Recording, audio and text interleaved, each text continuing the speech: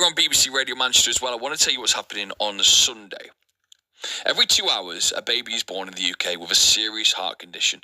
Most need support and medical follow-up throughout their lives. During the pandemic, a series of groups around the country was set up to bring together volunteers who support families and hold information days. One of these amazing people is Janet Rathburn, who I spoke to yesterday. Now, Janet and me could have chatted for ages. I've unfortunately nailed it down to around about a 6-minute conversation, but we had so much to get off our chest, and Janet in particular, in educating me a little bit about what she does in her work and what can be done to help those who suffer with heart conditions.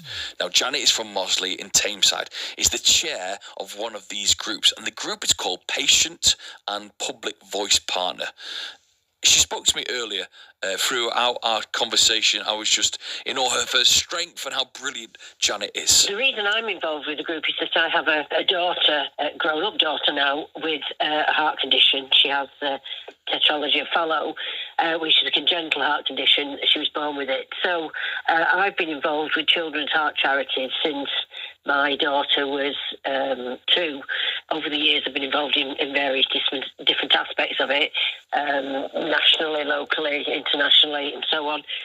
But now I'm part of the PPV group, which is a fairly recent thing. It's been in existence for the last 4 years. PPV stands for Patient Public Voice.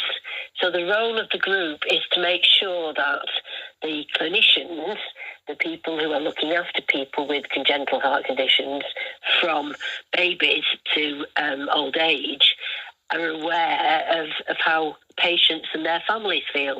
Going right back to with your daughter, is this something the doctors can identify straight away from birth? What was your journey like with your daughter, realising that the heart condition was there?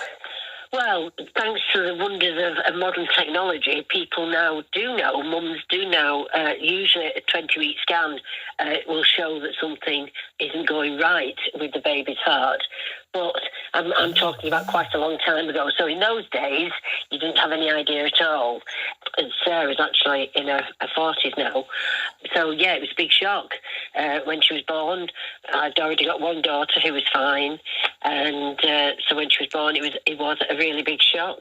And staff at the local hospital at Tameside, where she was born, identified that there was a problem, and she was whisked off to Royal Manchester Children's Hospital in Pendlebury, where she had investigations and so on. So, yeah, the first, and she ended up having open heart surgery when she was 3 months old. So when she was little, obviously life was a bit complicated, really. Was there support there for you, Janet, at the time? Well, there wasn't, and this is the point, you see, there wasn't support at that time.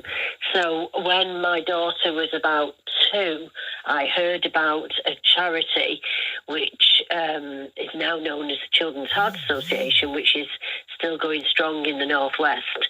And they had branches in Liverpool, so it started in Liverpool, and then myself and a few other people started branches in Manchester.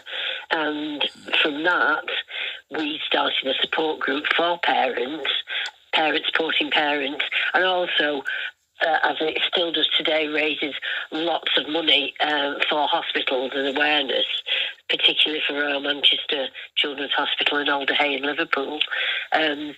So there's much more support available now, lots of different charities, and, you know, hospitals are much more aware of the fact that families do need support. It's not just about fixing the problem, not just about, you know, the medical treatment and the surgery and so on. It is about supporting families because, you know, it's a big unknown. You don't know how your child's going to be. Obviously, surgery now is fantastic, but sadly, children still do die. I mean, 2 babies are born every hour with a serious heart condition. So it's support in every kind. So this is where the PPV group comes in as well. So on Sunday, you may or may not be aware, it's World Heart Day. Yes. And that covers all kinds of heart conditions, both congenital and acquired. And, one of the aspects from the acquired point of view is making sure people look after the heart.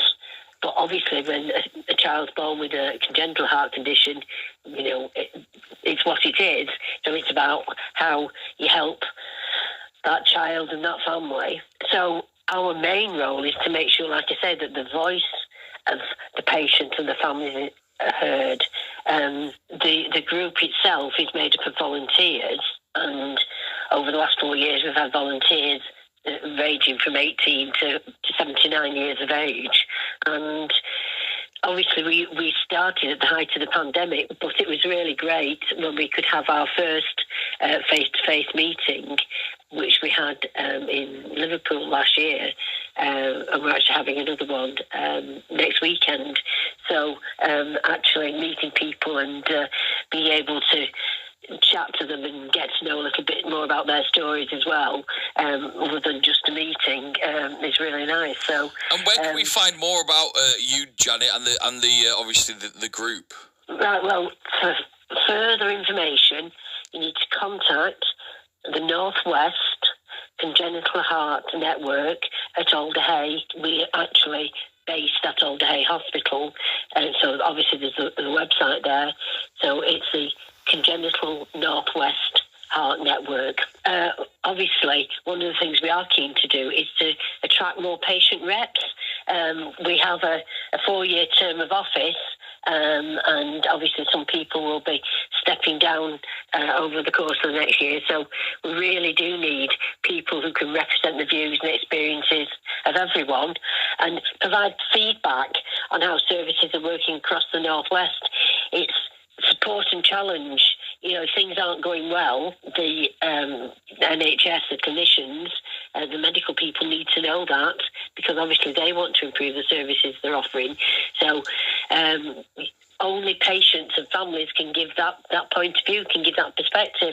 So, it's really important to help the clinicians to make sure that they're doing things right. Janet there, here on BBC Radio Manchester.